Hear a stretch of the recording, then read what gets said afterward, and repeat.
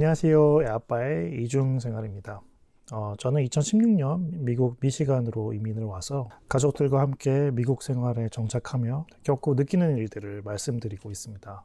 이민 온 이래로 저의 환경은 변화의 연속이었고 조금씩 적응해 나간다고 느낄 때마다 새로운 변수와 사건들이 일어나며 하루하루 지루하지 않은 삶을 보내고 있습니다. 그렇다고 대단하거나 심각한 사건들은 아니고 새로운 환경에서 새로운 문화들을 접하며 하루하루 겪어내는 어찌 보면 일상적인 것을 말씀드리는 것인데, 이번 코로나 팬데믹은 이민 생활에 있어 꽤 굵직한 사건이 아닐 수 없네요. 이 코로나가 현재 저희 생활에 영향을 끼친 부분과 제 주변에서 앞으로 예상되는 현실적인 변화들을 상상하고 고민해 봤습니다.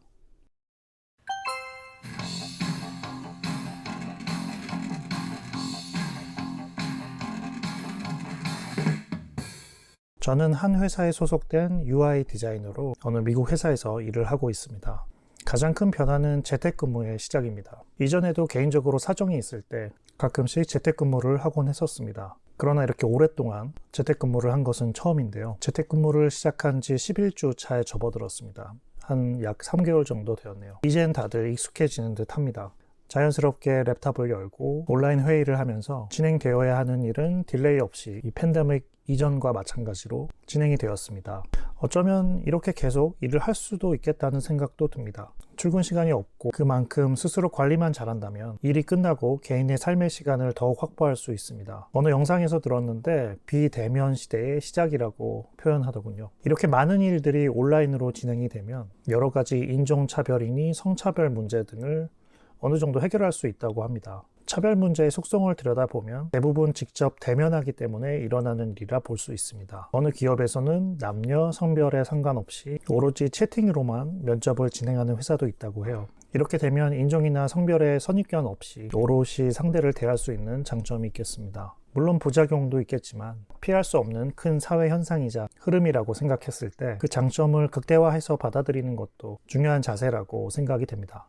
제 생각에 앞으로 이번 코로나 바이러스가 완전히 사라진다고 해도 매일 사무실에 출근해서 일하는 모습은 점점 보기 힘들어지지 않을까 생각해 봅니다. 물론 일의 특성상 반드시 출근을 해야만 하는 분도 계시겠지만 저같이 IT 관련한 쪽에 일을 하시는 분들은 사무실에 출근을 한다 해도 정말 필요할 때만 출근을 하고, 예로 들어 일주일에 한두 번 정도랄까요? 결국 좀 더 효율적인 방향으로 또 일의 생산성이 높은 방향으로 흘러가기 마련인데, 생각해보면 회사 입장에서도 재택근무가 일상화되면 사무실의 크기라든지 여러 가지로 비용을 줄일 수 있는 부분도 많이 발생을 하게 됩니다. 어찌 보면 앞으로 다가올 미래의 모습이었는데 이번 코로나 사태를 계기로 이 미래의 모습이 확 당겨진 셈이 되었죠.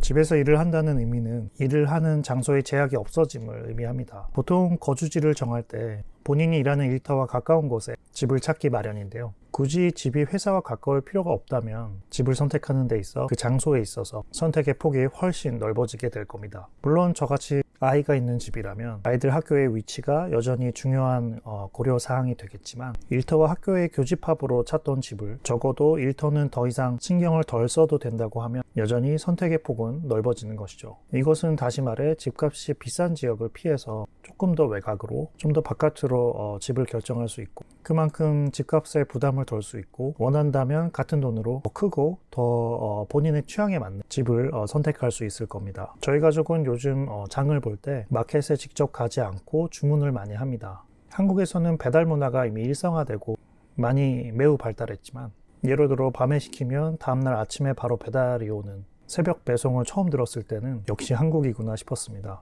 미국에서도 배달 문화가 있긴 하지만 장을 보는 것도 배달을 시키고 하는 게 그렇게 보편화되지는 않은 것 같습니다. 하지만 역시 이번 코로나 사태를 계기로 장을 보는 것도 배달을 시키는 방법이 점점 익숙해지는 듯 합니다. 이런 배달 문화가 점점 발달하고 일상화되는 것도 집을 선택할 때 주변에 한국마켓이 있는지 어떤지 하는 부분도 조금 덜 고려하게 되어서 역시 선택의 폭을 넓히는 이유 중에 하나가 되는 듯 합니다.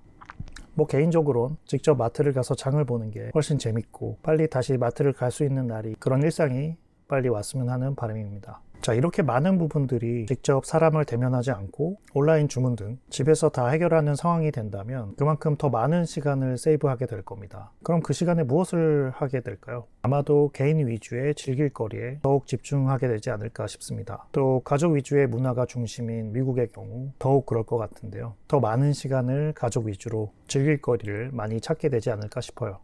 또는 개인 위주의 삶이죠. 게임을 좋아하시는 분이라면 게임에 좀 더 집중을 한다거나, 저의 경우는 요즘 나무로 뭘 만드는 작업이나 가드닝에 빠져 있어서 개인의 취미에 좀 더 시간을 투자하며 살아가는 모습이 일상화되지 않을까 싶어요.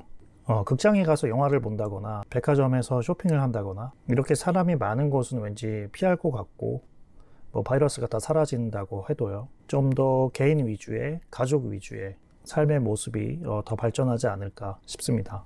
친구들이 그립다면 마음에 맞는 친구들 위주로 집을 근처에 얻어서 가끔 파티도 하고 그렇게 살아갈 수도 있겠죠. 집의 선택이 좀 더 자유롭게 된다면 충분히 마음 맞는 사람들끼리 가까운 곳에 집을 얻어서 이웃으로 살아가는 그런 모습도 예전에 비해 좀 더 쉽게 생각할 수 있지 않을까 싶어요.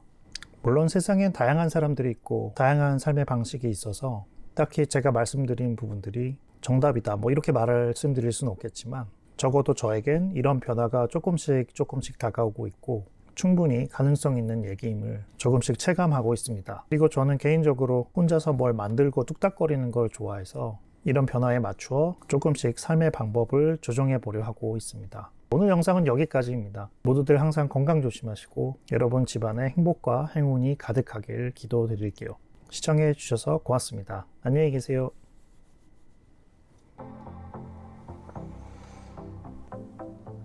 여러분, 구독과 좋아요는 저희에게 큰 힘이 됩니다. 공짜니까 꼭 눌러주세요.